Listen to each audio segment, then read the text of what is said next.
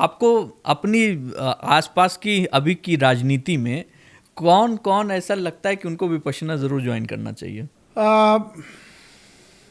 ये सवाल थोड़ा बड़ा अलग किस्म का है, उसका जवाब भी अलग किस्म से होना चाहिए।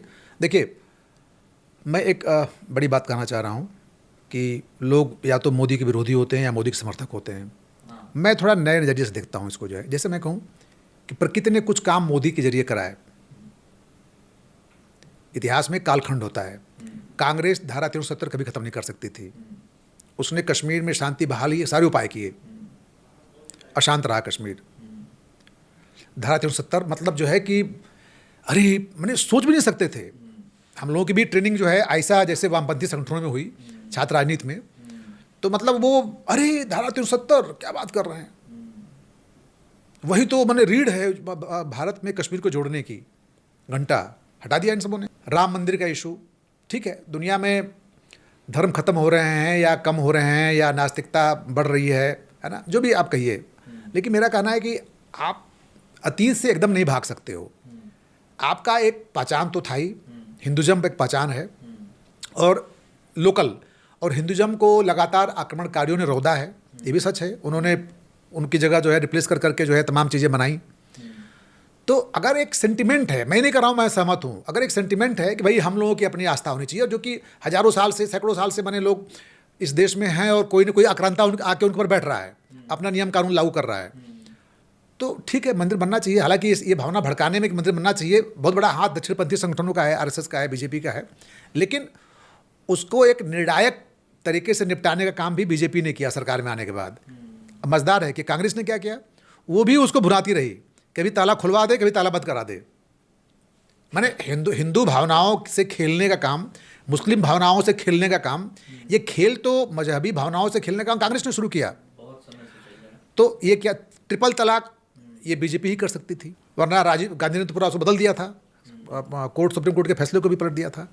तो मुझे लगता है कि कुछ फैसले एक कालखंड में कुछ लोग ही करते हैं, हाँ, लेकिन ये अच्छे जो कर चुके हैं, अब क्या कर रहे हैं, अब बने रहने के लिए वही आर्थिक भ्रष्टाचार, अराजकता, भाई भतीजावाद, वंशवाद, जो जो आरोप लगा के आए हैं सब वही कर रहे हैं। बेटों को टिकट दे रहे हैं, बेटों को आगे बढ़ा रहे हैं, बेटों को विदेश में पढ़ा रहे हैं। आम जनता, आम नौजवान बेरोजगार है, परेशान है, महंगाई भयानक है। आप डीजल पेट्रोल से देश को लूट रहे हो, है ना। आप जो है खर्चे कम करने के लिए आम आदमी से कर रहे हो, और खुद जो है दुनिया के हर देश में घूम रहे हो, करोड़ों करोड़ खर्च कर रहे हो, अरबों खर्च कर रहे हो। आप किसी उद्योगपतियों को सब दे रहे हो, सब लुटा रहे हो। तो मैंने ये सब दिखता है नीचे फलक पे। तो मेरा मानना है कि विपश्यना सबको करना चाहिए, और करके ये महसूस करना चाहिए कि क्या हमारा जन्म गलत कामों को करने के लिए ही हुआ है, या जिसे हम गलत काम कर रहे हैं प्रकृति ने उनको उसी लिए चुना है कि तुम्हारे लिए सही काम यही है। क्योंकि विविधता प्रकृति के नेचर का एक फॉर्मेट है। जितनी विविधता होगी प्रकृति उतनी ही खुश होगी, या उसको उतना ही आनंद आता है। तो इस दौर में परम हत्यारा भी होगा और परम शांति क्रिएट करने वाला व्यक्ति भी होगा। ये हमेशा रहा है। कब किसका पलड़ा भारी है, बस इसी का खेल है, वरना है होते दोनों ही हैं। किसी को हत्या मजा आता है और किसी को दूसरे से प्रेम करने में। राजनीति में आप अभी अब से जो है 2047 की बात अक्सर चर्चा में रहती है, आप कैसे देखते हैं राजनीति के उस कालखंड को, आज से 10 साल बाद? ये सब चोचलेबाजी है, मुहावरे हैं। जब मोदी जी आए थे तो 20-22 की बात कर रहे थे, 24 तक की बात कर रहे थे, याद करिए, है ना। तो ये सब जो है दक्षिण पंथियों का, संघियों का पाखंड है ना। जनता को भरमाए रखिए। और मेरा मानना है कि एक मौका था दक्षिण पंथ के लिए, ये बहुत शानदार मौका था, अपने चाल चरित्र चेहरे को ठीक कर ये मैसेज देने का कि हम लोग वाकई अच्छे लोग, ईमानदार लोग हैं।